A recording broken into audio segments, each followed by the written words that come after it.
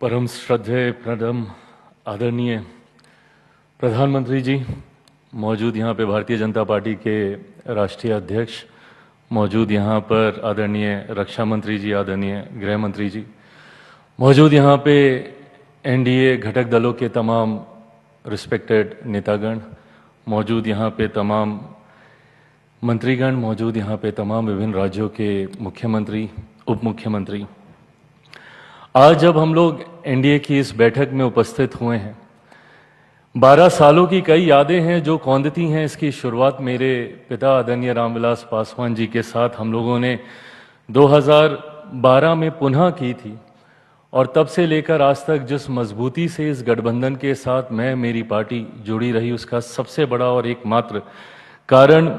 मेरे प्रधानमंत्री आदरणीय नरेंद्र मोदी जी रहे, जिन्होंने मुझे, मेरी पार्टी को हर विपरीत परिस्थिति में संभाल कर रखा। मेरे पिता के जाने के बाद जिस उदाहरण का जिक्र आदरणीय शिंदे साहब कर रहे थे, हर किसी के पास, और ये कोई नई बात नहीं होगी जो मैं कह रहा हूँ, हर किसी के पास वो अनुभव होगा जहाँ पे प्रधानमंत्री जी ने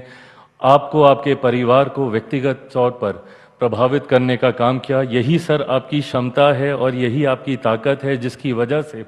आज एनडीए एक राजनीतिक दलों का गठबंधन नहीं है सर, एक परिवार के तौर पर हम लोग यहाँ पर एकत्रित हैं। उदाहरण कई गठबंधनों के रहे, 90 के दशक से हम लोगों ने अलायंस पॉलिटिक्स देखी, बट कोई गठबंधन कभी टिक नहीं पाया। तो वहीं एनडीए गठबंधन हर बीतते साल के साथ और ज़्यादा मजबूत होता गया सर। उसका कारण सिर्फ और सिर्फ आप हैं। इसके लिए आपको विशेष तौर पर सर धन्यवाद कि आपने हम सबको इतना प्यार, इतना सम्मान दिया। मेरे लिए बहुत गर्व की बात है सर कि मैं एक ऐसी कैबिनेट का हिस्सा हूं, आपके साथ मुझे काम करने का मौका मिला जिनका नाम इतिहास में ही नहीं बल्कि इतिहास जिनके नाम से जाना जाएगा। जैसा आदरणीय चंद्रबाबू नायडू साहब ने कहा कि ये सदी आपकी सदी है सर।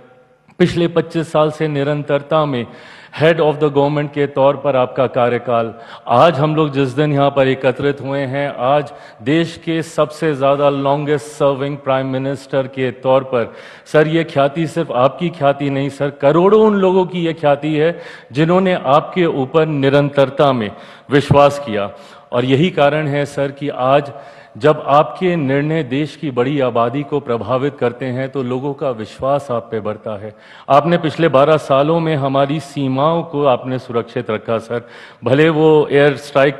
के माध्यम से हो, भले वो ऑपरेशन सिंदूर के माध्यम से हो, तो वहीं अंतरिक्ष के माध्यम से भी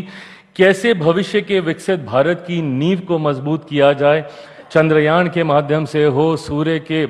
उस चांद के उस दौर पर पहुंचने वाला पहला यान भारत के द्वारा बनाया गया। ये तमाम उपलब्धियां सर पुनः हम सबके विश्वास को आपके प्रति और ज़्यादा मजबूत करने का काम करती हैं सर। एक तरफ जहां देश के इंफ्रास्ट्रक्चर को आपने मजबूती देने का काम किया, कनेक्टिविटी को आपने बढ़ाने का काम किया, बिजली पानी घर घर गांव-गांव तक पहुंचाने का काम किया, तो वहीं गरीब कल्याण योजनाओं के माध्यम से सर आपने ये भी सुनिश्चित किया कि देश की बड़ी आबादी को कम से कम रोटी की चिंता ना हो, जो पैसे बचे उसकी प्रति आय में वो जुड़ें, उसकी प्रति व्यक्ति आय में इजाफा हो। 80 करोड़ लोगों को प्रधानमंत्री गरीब जन कल्याण अन्न योजना के माध्यम से राशन देने की बात हो या आयुष्मान के माध्यम से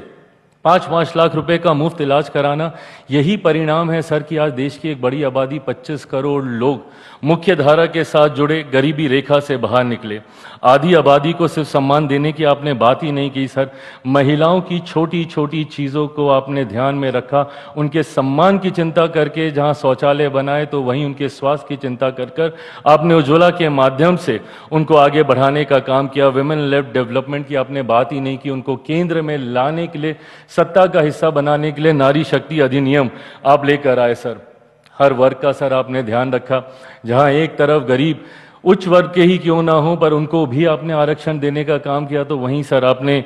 मंडल कमीशन को संवैधानिक दर्जा देकर पिछड़े वर्ग से आने वाले लोगों को भी सशक्त करने का काम किया। वहीं अनुसूचित जाति से आने वाले लोगों को सम्मान देने के लिए बाबा साहेब के जितनी भी जगहें थी उनको पंचतीर्थ के तौर पर सर आपने विकसित करने का काम किया। मऊ में उनकी जन्म भूमि हो, लंदन में उनकी शिक्षा भूमि हो, चैत्य भूमि हो, दीक्षा भूमि हो नागपुर में, या जहां पे आखिरी के दिनों में उन्होंने प्रवास किया। ये तमाम चीज़ें दर्शाती हैं सर कि आपने हर वर्ग को अपने साथ जोड़कर आगे चलने का काम किया। देश की राजनीति में जितने विवादित मुद्दे रहे जैसा जिसमें मेरे जैसे लोगों ने दशकों से राजनीति होते हुए देखी, भले वो राम मंदिर का मुद्दा हो या धारा 370 का मुद्दा हो, उस पर भी सर आपने पूर्ण विराम लगाने का काम किया। आपने देश की हर भाषा को अपनाया, हर मन से हर भाषा में अपना संबोधन दिया, हर वेशभूषा को आपने सम्मान दिया सर, भले वो साफा हो, पगड़ी हो, मैं जहाँ से आता हूँ हमारा पाग हो या गले में गमछा हो, आपने हर उस चीज़ को सम्मान देने का काम किया सर। खाद्य प्रसंस्करण मंत्री होने के नाते हर व्यंजन को जब आपने राष्ट्रीय अंतर्राष्ट्रीय स्तर पर पहुंचाने का काम किया तो उसने मेरे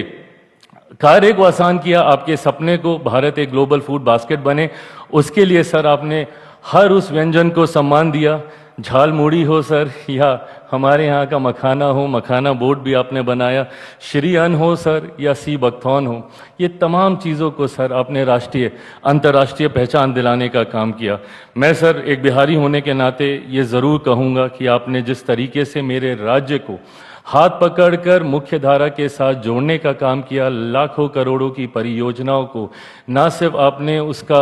शिलान्यास किया बल्कि आपने उसका उद्घाटन भी करने का काम किया। आज मेरा बिहार धीरे धीरे मुख्य धारा के साथ जोड़ रहा है, उसका कारण आप हैं सर। एक बार फिर से मैं अपनी तरफ से, अपनी पार्टी लोक जनशक्ति पार्टी रामविलास की तरफ से आपके द्वारा किए गए देश समर्पित हर एक कार्य को नमन करता हूं और इस बात को शायद मैं पूरे confidently on behalf of every NDA ally party मैं सबकी तरफ से कह सकता हूं कि सर एक बार फिर से 2029 में हम सब मजबूती से आपके नेतृत्व में सर चुनाव लड़ने के लिए तैयार हैं। आप आगे बढ़ें सर, आप स्वस्थ रहें, दीर्घायु रहें, ये हम सब की शुभेच्छा है और आपका आशीर्वाद मार्गदर्शन हम सबको ऐसे ही मिलता रहे, ये हम सबकी इच्छा है। थैंक यू सर, नमस्कार।